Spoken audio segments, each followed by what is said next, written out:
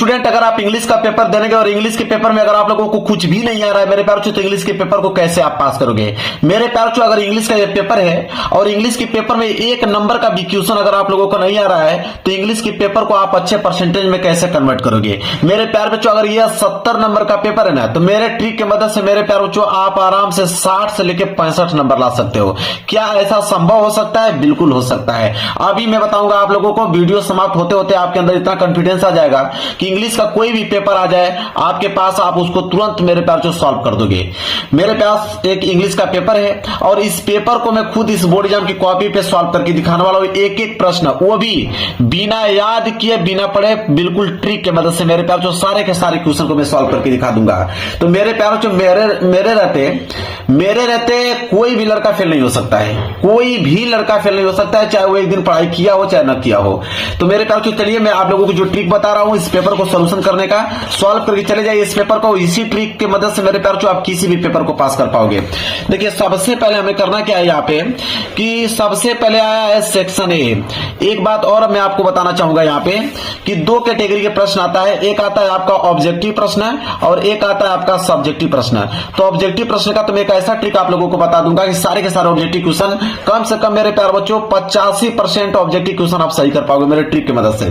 Main होता है आपका सब्जेक्टिव प्रश्न, क्योंकि सब्जेक्टिव प्रश्न को लिखना होता है। तो पहले मैं सब्जेक्टिव प्रश्न के बारे में डिस्कस करूंगा, इसके बाद ऑब्जेक्टिव प्रश्न के बारे में डिस्कस करूंगा। तो इधर आगे पहले ऑब्जेक्टिव प्रश्न दिया गया है जो कि मैं बाद में इसको देखने वाला हूं। सबसे पहले मैं यहाँ पे सब्जेक्टिव प्रश्न की तरफ बढ़ूंगा। सब्जेक्टिव प्रश्न की अगर हम बात करें मेरे प्यार बच्चों तो सब्जेक्टिव प्रश्न यहां से स्टार्ट है। सबसे पहले सेक्शन बी और दिया हुआ है मेरे प्यार जो रीडिंग वाला पार्ट, कोई दिक्कत नहीं है। देखिए मैं कैसे सॉल्व करता हूं, इसी प्रकार आपको भी सॉल्व करना है, कुछ भी घबराने वाली बात नहीं है। सेक्शन बी कितने नंबर का है? 50 नंबर का। यकीन मानिए कि इसमें आप कम से कम 30 या 35 नंबर ला दोगे। इस 50 में कम से कम 30 या 35 नंबर फिक्स है आप लोगों का। कैसे? देखिए सेक्शन बी रीडिंग वाला पार्ट कर रहे हो, कोई दिक्कत नहीं है। आपके पास ये बोर्ड एग्जाम की कॉपी है, आप यहां पे हेडिंग डालिए सेक्शन बी आपने डाला हेडिंग और सिंगल इन्वर्टेड की कामा इसके अंदर क्लोज कर दीजिए। अब करना क्या है कि स्केल की सहायता से इसके नीचे आप अंडरलाइनिंग कर दीजिए। इतना तो कर ही सकते हो ना, इतना तो कर ही सकते हो देखकर।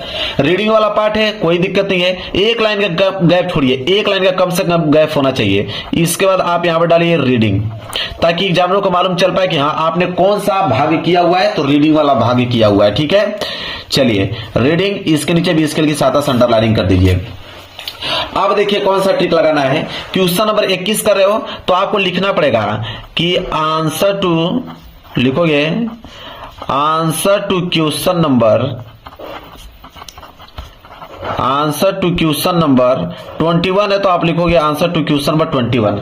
अब क्या करोगे, स्केल लोगे और स्केल की सहायता से अब इसके नीचे फिर कर दोगे आप अंडरलाइनिंग। क्लियर है? इतना समझ में आ गया। अब मेरे प्यारों जो क्वेश्चन नंबर 21 को पढ़ोगे कि क्वेश्चन है क्या, तो क्वेश्चन 21 बोला है कि read the passage carefully and answer the question given below. कह रहा है कि इस पैसेज को ध्यान से पढ़िए। पैसेज यहां से स्टार्ट है और पैसेज समाप्त कहां हो रहा है मैं दिखा रहा हूं आपको। कह रहा है पैसेज को आप ध्यान से पढ़िए, पैसेज यहां पे समाप्त हो रहा है। पैसेज को आपने पढ़ लिया तो क्या आपको पैसेज पढ़ने की जरूरत है? पैसेज पढ़ने की जरूरत ही नहीं है, डायरेक्ट आप क्वेश्चन पढ़िए। ठीक है, आपके पास समय नहीं है, डायरेक्ट आप क्वेश्चन पढ़िए, देखिए कैसे आप सॉल्व कर पाओगे। आपने पहला प्रश्न पढ़ा यहाँ पे ए वाला कि who was Robin Hood and where did he live. ठीक है, अब प्रश्न पढ़ने के बाद मेरे प्यार जो ए वाला कर रहे हो ना, मैं बताता हूं आप लोगों को। यहां पे डालिए ए, यहां पे आपने ए डाल दिया। अब क्वेश्चन को जब आपने पढ़ा यहाँ पे कि who was Robin Hood and where did he live, अब देखिए हु वाज को यहां पे हमें काट देना है।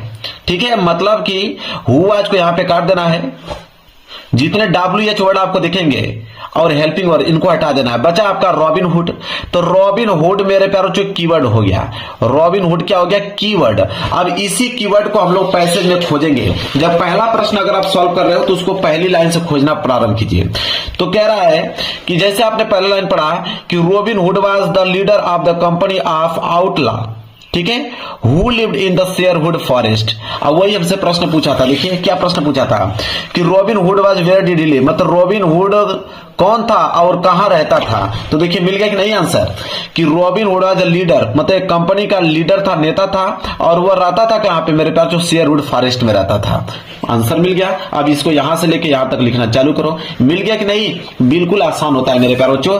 चलिए देखते हैं, तो कहां से स्टार्ट करना था? रॉबिन हुड, यहां से स्टार्ट करोगे कि Robin Hood was the leader, robin Hood was the leader, और ऐसे करते जाओगे, कहां तक लिखोगे?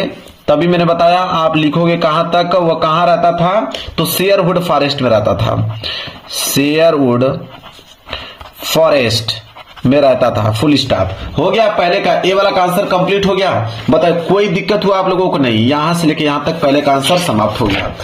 अब मेरे प्यार बच्चों आप क्वेश्चन नंबर दूसरे की तरफ आते हैं, मतलब बी वाले की तरफ। यहां से 2 नंबर क्लियर हो गया आप लोगों का।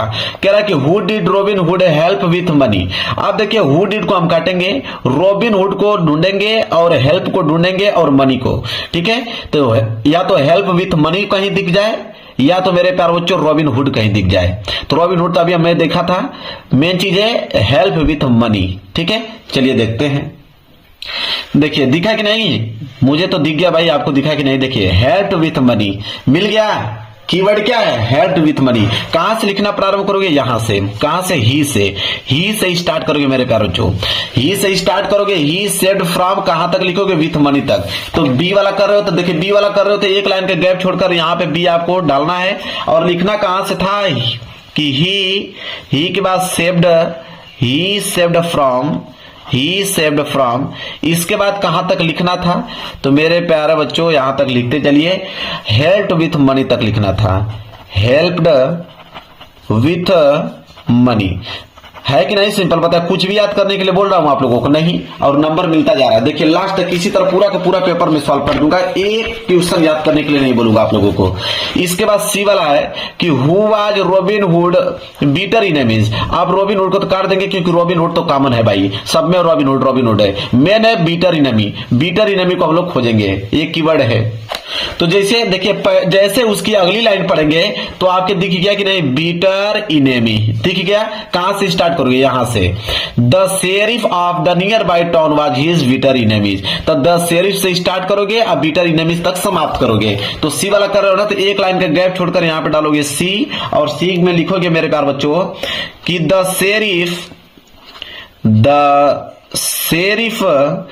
द शेरिफ से स्टार्ट करोगे और समाप्त कहां करोगे? अभी हमने दिखाया बीटर इनेमीज तक। तो लिखोगे यहां पे बीटर इनेमी फुल स्टॉप लगा दो। हो गया। सी वाला भी 2 नंबर मिल गया आप लोगों को इसमें भी। इसके बाद है डी वाला, कह रहा है कि which word in the passage means to make known publicly और ऑफिशियली। ठीक है, अब कह रहा है कि इस पैसेज में पब्लिकली और ऑफिशियली का क्या मतलब है। अब इसका आंसर कैसे लिखोगे? देखिए चलिए, मेरा पेज भर गया था, मैंने पेज को पलट लिया। डी वाला कर रहा हूं तो यहां पे डालोगे डी वाला।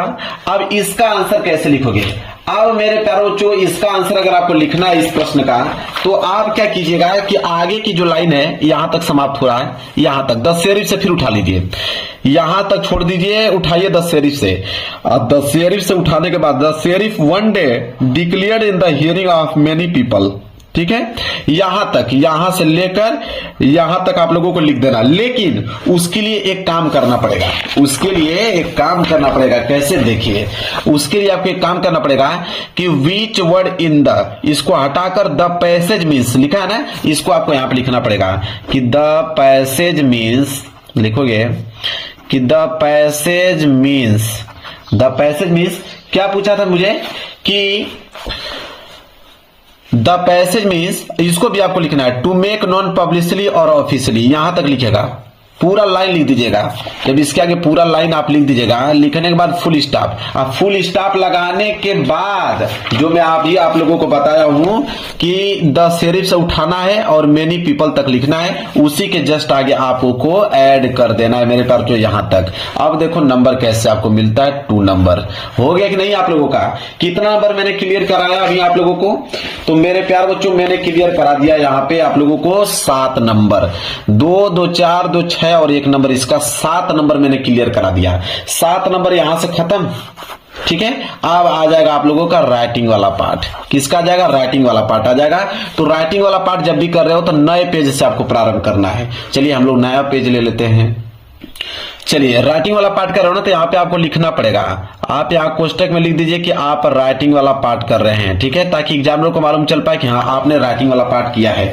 राइटिंग वाला पार्ट है क्वेश्चन नंबर 22 से। तो आप यहाँ पे हेडिंग डालोगे कि आंसर टू क्वेश्चन नंबर, लिखोगे कि answer to question number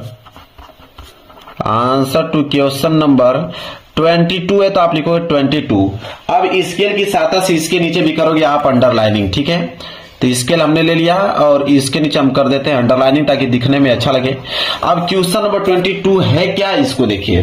question number 22 है मेरे प्यारे बच्चों, कह रहा है कि राइट एन एप्लीकेशन, एक एप्लीकेशन लिखिए to health officer of your city requesting him to arrange for the cleanliness of your locality and spraying some insecticide to kill the mosquitoes. कह रहा है कि एक एप्लीकेशन लिखिए अपने हेल्थ ऑफिसर को, आपके शहर के जो हेल्थ ऑफिसर है उनको एक एप्लीकेशन लिखिए। एप्लीकेशन में यह आप लोगों को लिखना है कि आपके लोकेलिटी, आपके एरिया की सफाई न होने के कारण वहां मच्छर जो है वो पनप चुके हैं और मच्छर के काटने से अनेक प्रकार की बीमारियां हो रही हैं, ठीक है। तो सर सफाई के लिए, अपने एरिया को सर सफाई के लिए मेरे प्यारे बच्चों हेल्थ ऑफिसर को आप एप्लीकेशन कैसे लिखोगे? क्लियर है। चलिए अगर ये नहीं लिखना चाहते हैं तो और करके दिया है कि write a letter to your father requesting him to send 1000 as you want to go on a tour programs arrange by your college and also a permission letter to participate in it. इसका मतलब है कि अगर आप application नहीं लिखना चाहते हैं तो आप एक लेटर लिखिए, वो भी अपने पिता को एक लेटर लिखिए और उनसे 1000 रुपया मांगिए और उनसे ये रिक्वेस्ट कीजिए कि आपके स्कूल के द्वारा एक प्रोग्राम फिक्स किया गया है और वहां पे पार्टिसिपेट करने के लिए आपको 1000 रुपया भी चाहिए और अनुमति भी चाहिए, परमिशन भी चाहिए, ठीक है। तो दोनों में से कैसे लिखोगे? या तो एप्लीकेशन या तो लेटर। मैं दोनों का ट्रिक बताऊंगा मेरे प्यारे बच्चों। अगर आपको एप्लीकेशन लिखना है तो एप्लीकेशन का ट्रिक बताऊंगा, लेटर लिखना है तो लेटर का ट्रिक बताऊंगा। सबसे पहले मेरे प्यारे बच्चों आप लेटर का ट्रिक समझिए। दुनिया का कोई भी लेटर आ जाएगा, आप इस ट्रिक की मदद से तुरंत आप सॉल्व कर पाएंगे। कोई भी लेटर आ जाए, देखिए जब भी लेटर लिख रहे हो मेरे प्यारे बच्चों तो लेटर में याद रहे कि पहला पॉइंट होता है योर एड्रेस। पहला पॉइंट होता है मेरे प्यारे बच्चों योर एड्रेस। इस बात को ध्यान में पहले रखिएगा। योर एड्रेस होता है लेटर में मेरे प्यारे बच्चों। लेटर में योर एड्रेस लिखने के बाद मेरे प्यारे बच्चों जस्ट उसके नीचे है सिटी का नाम डालिए, अपने सिटी का नाम। क्या आपकी सिटी का नाम क्या है? सिटी का नाम डालने के बाद उसके जस्ट नीचे आप डेट डाले, ठीक है, डेट। यह 3 पॉइंट एकदम रटा होना चाहिए आपको। इसके बाद मेरे प्यारे बच्चों आप लिखेंगे डियर। अब डियर के बाद आगे जोड़ोगे कि क्या लिखना चाहते हो। देखिए मैं बताता हूं आप लोगों को। जैसे मान लीजिए कि मैं यह लेटर लिख रहा हूं अपने पिता को, तो लिखेंगे कि डियर फादर, ठीक है। क्या लिखेंगे? Dear father. यहां से अब ब्रैकेट में इसको पैक कर देंगे। अगर फ्रेंड को लिखते हैं तो लिखते हैं डियर फ्रेंड का नाम यहां पे लिख देते हैं, समझ रहे हैं। लेकिन अपने पिता का नाम तो नहीं लिखेंगे, यहां पे लिखेंगे डियर फादर, उनको रिस्पेक्ट देंगे, डियर फादर। इसके बाद मेरे प्यार जो अगली लाइन क्या लिखेंगे? एक लाइन बस याद करना है आप लोगों को कि आई होप, क्या लिखोगे कि I hope you are doing well. I hope you are doing well, ठीक है। इतना लिखने के बाद फुल स्टॉप लगा दीजिए। अब मेरे प्यार जो आपको समझ नहीं आ रहा है कि अब हम लिखें तो लिखें क्या।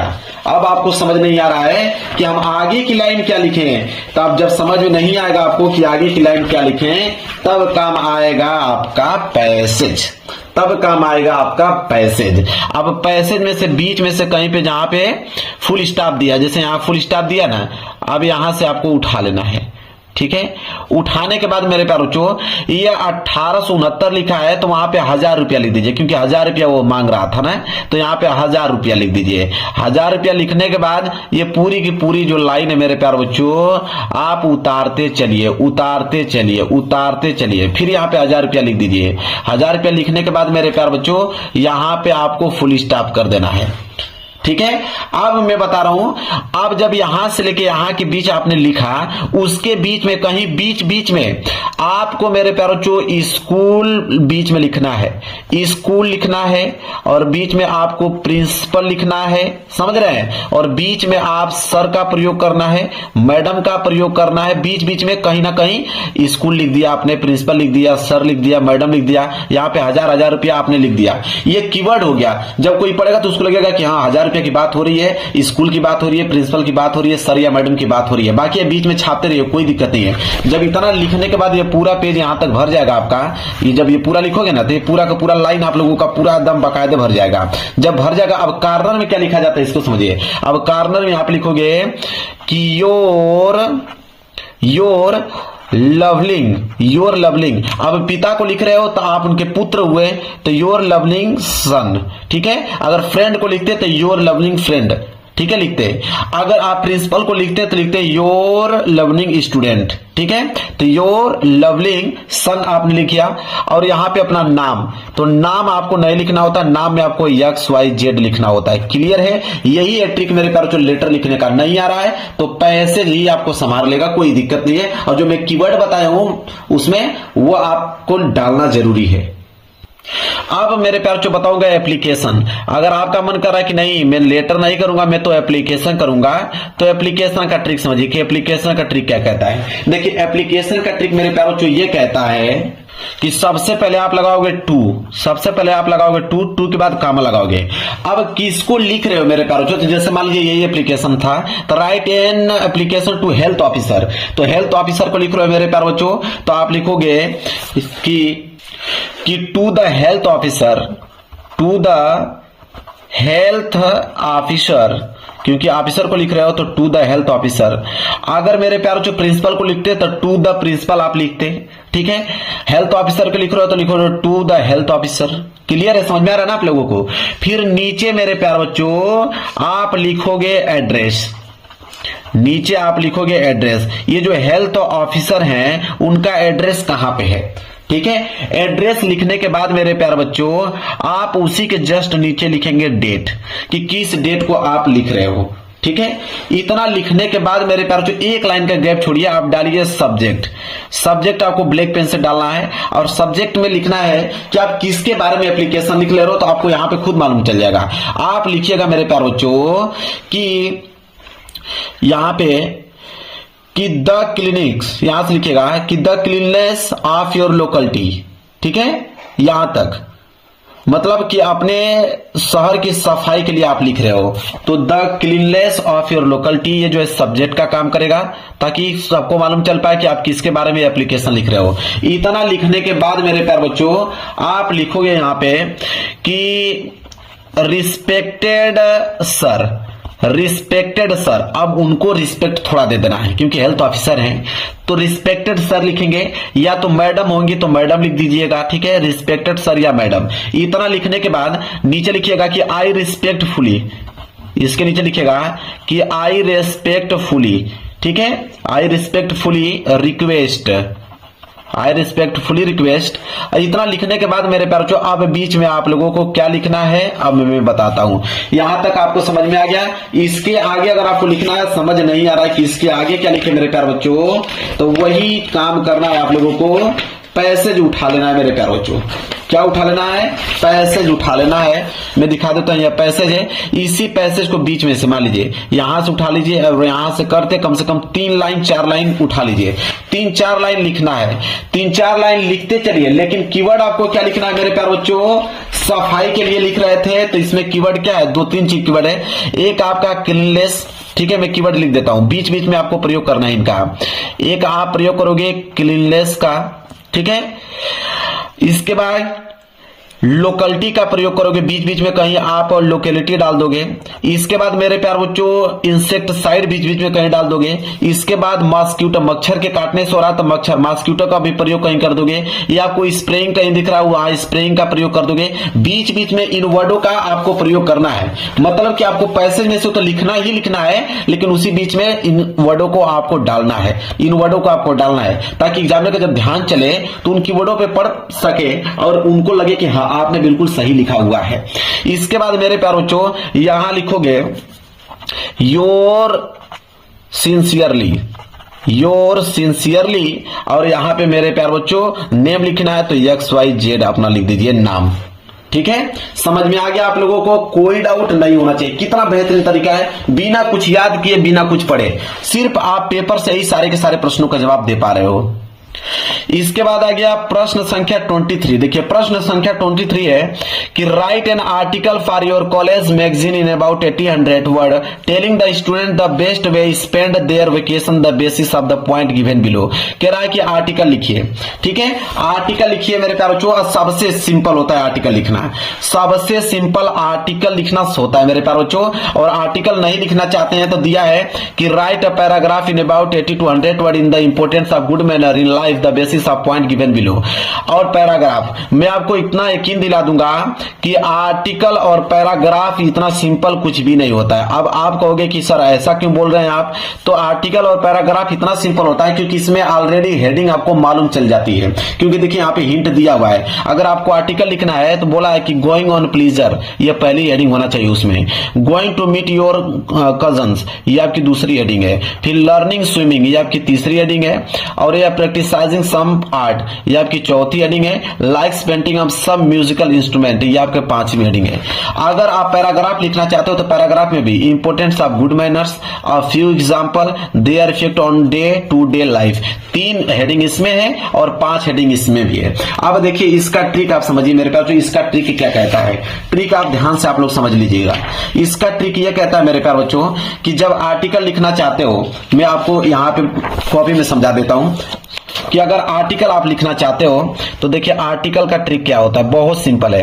क्योंकि आर्टिकल में हेडिंग ऑलरेडी आपको मालूम चल गया होता है। तो आर्टिकल अगर आपको लिखना है तो आर्टिकल में कितना हेडिंग है? 5 हेडिंग है। मान लेते हैं कि पहली हेडिंग है कि going on a pleaser trip, तो आप यहां लिखोगे पहली हेडिंग इसका क्या है कि going on a pleaser trip, going on a pleaser trip, ये आपका मेरे प्यारे बच्चों क्या हो गया? हेडिंग हो गया, पहली हेडिंग। तो पहली हेडिंग जब यहां पे डालोगे मेरे प्यारे बच्चों तो इसमें लिखोगे क्या? तो इसमें मेरे प्यारे बच्चों लिखोगे क्या? इसमें मेरे प्यारे बच्चों पैसेज में से लिखोगे। जैसे मान लीजिए पैसेज दिया है तो यहां से पैसेज से उठाओगे मेरे प्यारे बच्चों। कम से कम मेरे प्यारे बच्चों यहाँ पे 3 लाइन, कम से कम 3 लाइन ये डिट्टो उठाकर यहाँ पे छाप दीजिए। जब 3 लाइन छापोगे तो ये आपका 3 लाइन पूरा का पूरा भर जाएगा। जब भर जाएगा मेरे प्यारे बच्चों फिर यहाँ पे दूसरी हेडिंग आप डालना स्टार्ट कीजिएगा। देखिए दूसरी हेडिंग आप डालिएगा कि going to meet your cousin. अब यहाँ पे वो दूसरी हेडिंग डाल लीजिएगा। फिर आगे के काम वही करना है, पैसेज में से 3 लाइन कहीं बीच में से उठा लेना है। फिर आपको तीसरी हेडिंग डालना है। फिर पैसेज में से 2-3 लाइन बीच में से कहीं से उठा लेना है। फिर आपको चौथी हेडिंग डालना है। इसी तरह करके मेरे पास जो पांचों की पांचों हेडिंग डालकर पैसेज में से आप लोगों को लिख देना है। यही है आर्टिकल का ट्रिक। और सेम टू सेम यही ट्रिक है पैराग्राफ का भी, क्योंकि इसमें भी हेडिंग आपको दिया रहता है, बस लिखने की जरूरत होती है। तो आपको अगर कुछ नहीं आ रहा है तो ये पहली heading importance of good manner डाल लीजिए, पैसेज में से लिख लीजिए। फिर ऑफ फ्यू एग्जांपल डाल लीजिए, पैसेज में से 4 लाइन लिख लीजिए। और their effect one day in to day life heading डाल लीजिए, इसमें पैसेज में से 3-4 लाइन आपको लिख लेना है। ठीक है, आपके पास कम से कम 3 से लेकर 4 पैसेज आपके यहाँ पे दिया हुआ है। इसी में से 2 लाइन इसमें से उठाइए, 2 लाइन इसमें से, 1 लाइन उसमें से, 2 लाइन इसमें से, बदल कर ताकि किसी को मालूम ना चल पाए और पेज आपका भरता चला जाएगा। और यहाँ पे हेडिंग आपने डाला ही ये डाला तो आपको एग्जामिनर पूरा का पूरा नंबर दे देगा। अब मेरे प्यारों जो आ गया ग्रामर वाला पार्ट। देखिए ग्रामर वाले पार्ट को कैसे हम सॉल्व करेंगे। कर है क्वेश्चन नंबर 24, बोला है कि rewrite the following sentence by changing into indirect speech. Indirect speech में चेंज करना है, 2 नंबर मिलेगा आपको। देखिए इनडायरेक्ट स्पीच में कैसे चेंज करते हैं। जैसे बोला है कि रश्मि सेड टू द स्ट्रेंजर, रश्मि कहती है किससे? स्ट्रेंजर से। व्हाट इज योर नेम, तुम्हारा नाम क्या है? वेयर डू यू लिव, तुम कहां रहती हो? इसका हमें क्या करना है? इनडायरेक्ट स्पीच में चेंज करना है। देखिए कैसे, तो रश्मि सेड टू द स्ट्रेंजर मतलब रश्मि कही स्ट्रेंजर से, तो कहने का मतलब पूछने का काम कर रही है। तो ऐसे दिमाग लगा दीजिएगा आप लोग, लिखिएगा कि रश्मि आस्क्ड, पूछना क्या होता है? आस्क्ड। तो रश्मि आस्क्ड द स्ट्रेंजर देखिए लिखा हुआ है स्ट्रेंजर, हमें याद करने की जरूरत नहीं है, पूरा इसी में दिख गया। रश्मि आस्क्ड द स्ट्रेंजर, लिखने के बाद मेरे प्यारे बच्चों जब भी यहाँ पे इंट्रोगेटिव सेंटेंस स्टार्ट होगा, इंट्रोगेटिव वाला, तो जैसे दिया उसी तरह उतार लीजिए। जैसे वाट है तो वाट उतार लीजिए। अब जैसे ईज होगा ना, तो ईज को मेरे प्यारे बच्चों आप हीज लिख दीजिए। ईज को क्या लिख देंगे? हीज लिख दीजिए। फिर हीज के बाद मेरे प्यारे बच्चों योर को काटिए, यहाँ पे नेम लिखिए, हीज नेम लिखिए। योर नेम दिया है ना, तो योर नेम की जगह पे आप हीज नेम लिख दीजिए। फिर मेरे प्यारे बच्चों लिखने के बाद अब देखिए क्या है, यहाँ पे ईज का प्रयोग था ना, तो यहाँ पे वाज का प्रयोग कर दीजिए। यहाँ पे योर नेम था तो हीज नेम आपने कर दिया, यहाँ पे ईज है तो यहाँ पे वाज कर दीजिए। वाज के बाद एंड है तो लिखिए यहाँ पे एंड। फिर वेयर लिखिए, वेयर, और डू है तो डू को हटा दीजिए। वेयर डू की जगह पे हटाने के बाद डिड लिख दीजिए। देखिए आपको चेंज करना है, डू का डिड लिख दीजिए। तो आपने लिखा कि वेयर डिड, इसके बाद मेरे प्यारे बच्चों लिव, तो वेयर डिड लिव हो गया। लिव है तो लिव्ड कर दीजिए, ठीक है। लिव है तो लिव्ड कर दीजिए, वर्ब का थर्ड फॉर्म लगा दीजिए, और इसके बाद मेरे पास यहाँ पे फुल स्टॉप लगा दीजिए। हो गया आपका इनडायरेक्ट स्पीच चेंज, बिल्कुल आसान है। फिर है कि change the following sentence into passive voice. Passive voice में चेंज करना है 2 नंबर। पैसिव वॉइस का रूल ये कहता है कि सब्जेक्ट का ऑब्जेक्ट बनाओ, ऑब्जेक्ट का सब्जेक्ट बनाओ। तो यहाँ पे ऑल द क्वेश्चन क्या है? ऑब्जेक्ट। अब यह सब्जेक्ट का काम करेगा, तो हम ऑल द क्वेश्चन को सबसे पहले लिखेंगे। ऑल द क्वेश्चन को हम सबसे पहले लिखेंगे, मतलब ऑब्जेक्ट को हम सब्जेक्ट बना दिया। इसके बाद मेरे प्यारे बच्चों यहाँ पे दिया हैज, तो हैज दिया है ना, तो आप यहाँ पे लिखिए हैव। हैव के साथ बीन का भी प्रयोग कर दीजिए, तो ये हो जाएगा all the question have been, ठीक है, हैव बीन। अब वर्ब का थर्ड फॉर्म लगता है, याद रखिएगा जब भी पैसिव वॉइस कर रहे हो तो वर्ब का थर्ड फॉर्म। वर्ब क्या है यहाँ पे मेरे प्यारे बच्चों? वर्ब यहाँ पे आंसर्ड, ठीक है, ऑलरेडी दिया हुआ थर्ड फॉर्म, तो आंसर्ड का आंसर्ड हो जाएगा मेरे प्यारे बच्चों। और बाई का प्रयोग करते हैं पैसिव वॉइस में, बाई, और इसका सब्जेक्ट का ऑब्जेक्ट बनाते हैं, तो ही है तो ही का क्या हो जाएगा मेरे प्यारे बच्चों? हिम, हिम हो जाएगा इसका, ठीक है, कंप्लीट हो गया। Punctuate the following capital letter also where very necessary, मतलब कि यहाँ पे दिया है कैपिटल लेटर का प्रयोग कर कर इसे आपको पंक्चुएट करके, चिन्हों का प्रयोग करके सही सेंटेंस में लिखना है। बिल्कुल लिख सकते हो। याद है कि जब भी आप देखिए what is your name asked my senior, I replied my name is Prachi, जब भी आएगा वो हमेशा मेरे प्यारे बच्चों कैसे इसको लिखना है ध्यान रखिए। पहला अक्षर कैपिटल होना चाहिए, पहला अक्षर कैपिटल। जैसे व्हाट है तो इसका पहला लेटर कैपिटल होना चाहिए, तो आपने इस तरह वाट लिखा। और जब भी लिख रहे हो तो डबल इन्वर्टेड कॉमा अंदर लिखिए, तो आपने लिखा what is your name, your name, what is your name, एक सेंटेंस हो गया। और ये क्वेश्चन वर्ड है तो आप यहाँ पे क्वेश्चन वर्ड लगाएंगे, डबल इन्वर्टेड कॉमा अंदर उसको क्लोज कर देंगे। आगे की लाइन क्या है? आस्क्ड, तो यहाँ पे लिखोगे आस्क्ड। अब देखिए माई, माई को हमेशा कैपिटल अक्षर में लिखा जाता है। माई सीनियर, माई सीनियर आपने लिखा है, कामा लगा दीजिए। अब ये एक सेंटेंस यहां से हुआ, I replied my name is Prachi, अब इसको डबल इन्वर्टेड कॉमा अंदर लिखिए। आई स्मॉल है तो इसको कैपिटल करेंगे, फिर लिखेंगे रिप्लाइड, आई रिप्लाइड। माई है तो इसको कैपिटल अक्षर, माई नेम इज प्राची। अब देखिए किसी भी नाम का पहला अक्षर हमेशा कैपिटल होना चाहिए, तो ये कैपिटल हो जाएगा PRACHI, प्राची, ठीक है। यहां पे आप लगाएंगे full stop, double inverted comma अंदर क्लोज कर देंगे। लो भाई कितना आसान तरीके से बिना कुछ पढ़े बिना कुछ याद किए इसको मैंने कर दिया। चलिए अब आ गया ट्रांसलेशन। ये तो बहुत सिंपल है, translate the following into English. 4 number ऐसे फ्री में ही उठा ले जाओगे। कैसे लिखना मैं बताता हूं। देखिए कह रहा है कि पुस्तकें हमारी सबसे अच्छी मित्र हैं। ये अच्छी पुस्तक पढ़ते समय हम अपनी परेशानियां, हम चिंताएं भूल जाते हैं। पुस्तकें हमें ज्ञान देने के साथ साथ चरित्र का निर्माण करती हैं। पुस्तकें हमें साहस एवं आशा का संचार भी करती हैं। अब देखिए जैसे पुस्तकें, पुस्तकें की स्पेलिंग मालूम है? बुक, तो आप लिख दीजिए बुक। हमारे सबसे अच्छी फ्रेंड है तो बुक इज, ऐसे लिखते रहिए, book is my good friend, book is my good friend, ठीक है। ऐसे इतना चीज तो आपको मालूम है, ठीक है।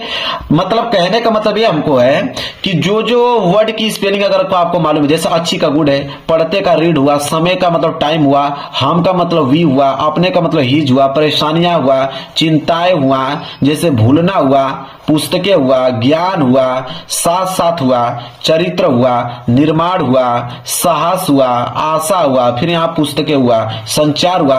अगर इनकी स्पेलिंग मालूम है तो स्पेलिंग जिनकी जिनकी मालूम है आप बीच बीच में उनकी स्पेलिंग लिखते चलिए, ठीक है।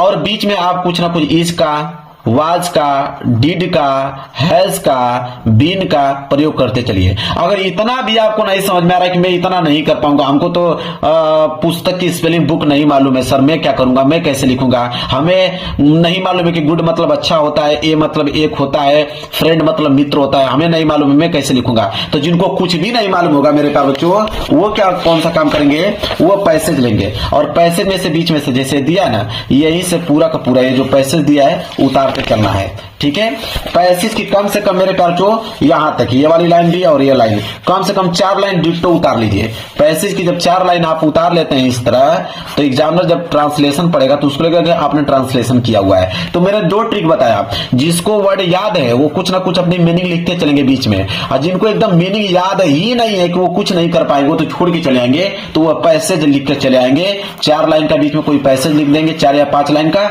वो उनका काम हो जाएगा मेरे प्यारे बच्चों ट्रांसलेशन का। क्लियर है, समझ में आ गया आप लोगों को, कोई दिक्कत नहीं होना चाहिए। अब मेरे प्यारे बच्चों आ गया यहाँ पे कि क्वेश्चन नंबर 25 कह रहा है कि answer the following question in about 30 to 40 word. अब देखिए कह रहा है कि 30 से 40 वर्ड में आंसर आपको लिखना है। अब मेरे प्यारे बच्चों इसमें आएगा शॉर्ट क्वेश्चन, एक आएगा आपका लॉन्ग क्वेश्चन। शॉर्ट क्वेश्चन और लॉन्ग क्वेश्चन का दोनों एक ही ट्रिक होता है। अगर एक ट्रिक में बता दूंगा तो दोनों में एक ही ट्रिक काम करेगी। वो ट्रिक कौन सा है देखिए, जैसे मान लीजिए इस प्रश्न का उत्तर हमें देना है कि what did Nelson Mandela thanks the international leader. 30 से 40 वर्ड में इसका आंसर लिखना है। हम क्या करेंगे कि आंसर लिखते समय इसको हटा देते हैं, क्वेश्चन वर्ड को हटा देते हैं। हम स्टार्ट करेंगे नेल्सन मंडेला। देखिए कोई भी आंसर लिख रहे हो, सब्जेक्ट प्लस वर्ब का सेकेंड फॉर्म प्लस ऑब्जेक्ट, इसी फॉर्म में आपको आंसर लिखना है। तो आपने सब्जेक्ट क्या है यहाँ पे, नेल्सन मंडेला। जैसे थैंक है, थैंक, तो इसको थैंक्ड कर दीजिए। तो Nelson Mandela thank the international leader, ये पहली के पहली लाइन पूरा सब्जेक्ट का काम करेगा। तो यह सब्जेक्ट के रूप में पहली लाइन यहाँ पे लिख दीजिए, और आगे की लाइन मेरे प्यारे बच्चों आपको पैसेज में से 2 लाइन इस पैसेज में से, 2 लाइन उस पैसेज में से, इसी तरह करते करते आपको कितना वर्ड कंप्लीट करना है, 30 से लेकर 40 वर्ड। और बीच में किन किन वर्डों का प्रयोग करना है, तो नेल्सन मंडेला बीच में आना चाहिए कहीं कहीं पे, इंटरनेशनल लीडर का भी प्रयोग होना चाहिए बीच बीच में कहीं पे। बस आंसर कंप्लीट हो गया। समझ में आ गया आप लोगों को मेरे प्यारे बच्चों, कोई दिक्कत नहीं होना चाहिए। जैसे देखिए यह लॉन्ग क्वेश्चन है, लॉन्ग क्वेश्चन में अगर आ गया कि इसमें से दोनों में से कोई एक करना है, तो जब बोला कि how did the rain change into disaster, how did the effect लेंचोफील्ड, ठीक है। अब इसका लिखना है तो यहाँ पे हाउ डिड को काटेंगे, the rain change into disaster, ठीक है। अब मेरे प्यार बच्चों ये आपका सब्जेक्ट का काम करेगा, यहाँ पे हाउ डिड को भी काट देंगे, इट इफेक्ट लेंचोफील्ड, उसी के आगे इट इफेक्ट लेंचोफील्ड लिख देंगे, और बीच में से आपको पैसेज में से उठाकर कितना वर्ड कंप्लीट करना है, 60 वर्ड। और बीच बीच में कीवर्ड आपका रेन का प्रयोग होना चाहिए, डिसेस्टर का प्रयोग होना चाहिए, इसके बाद इफेक्ट का प्रयोग होना चाहिए, लेंचो का भी जिक्र होना चाहिए बीच बीच में, और फील्ड का भी आपको प्रयोग करना है बीच में। मतलब पैसेज में से तो लिखना ही है, लेकिन इन क्वेश्चनों का जो कीवर्ड है वो भी बीच बीच में प्रयोग करना है, ठीक है। यह आपका लॉन्ग और शॉर्ट क्वेश्चन का ट्रिक।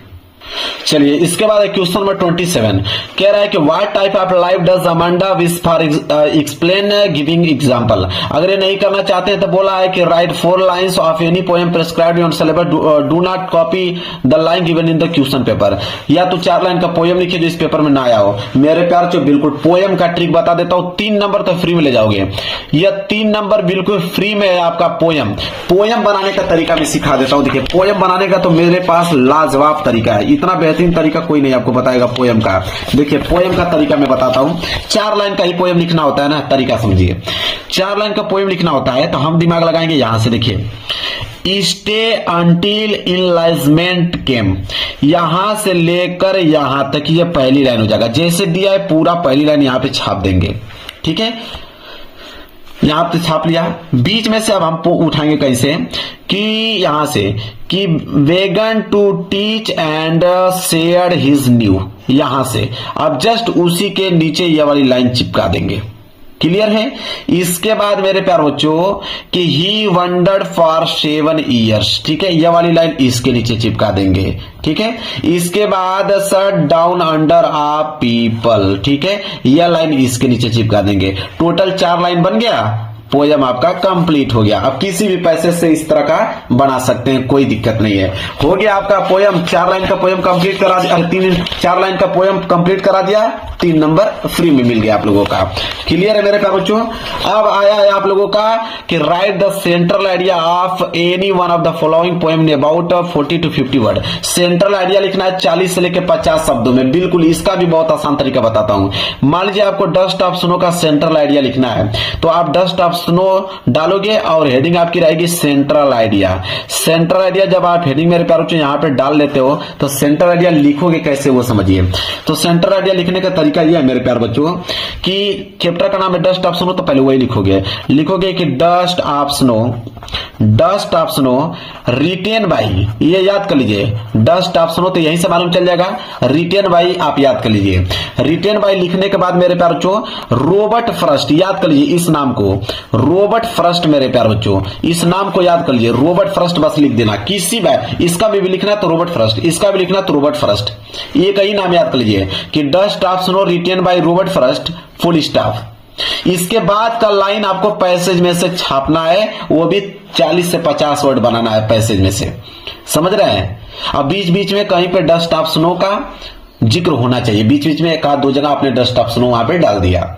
समझ में आ गया आप लोगों का। यह सेंट्रल आइडिया लिखने का तरीका है मेरे प्यारे बच्चों। इसके बाद भी आपका शॉर्ट क्वेश्चन का भी मैंने ट्रिक बताया, फिर उसके नीचे लॉन्ग क्वेश्चन आ गया, लॉन्ग क्वेश्चन का भी मैंने ट्रिक बताया। लॉन्ग क्वेश्चन का ट्रिक क्या है मेरे प्यारे बच्चों, जैसे मान लीजिए इसका लिखना है तो यहाँ पे वाइट लीड को काट देंगे, ये आपका मेरे प्यारे बच्चों सब्जेक्ट का काम करेगा, फिर उसको काट देंगे, जस्ट उसी के आगे ये भी वाली लाइन जोड़ देंगे, फिर आगे की लाइन पैसेज में से जोड़ देंगे मेरे प्यारे बच्चों। अब बीच बीच में जैसे भोली का प्रयोग करेंगे, फर्स्ट एग्री का प्रयोग करेंगे,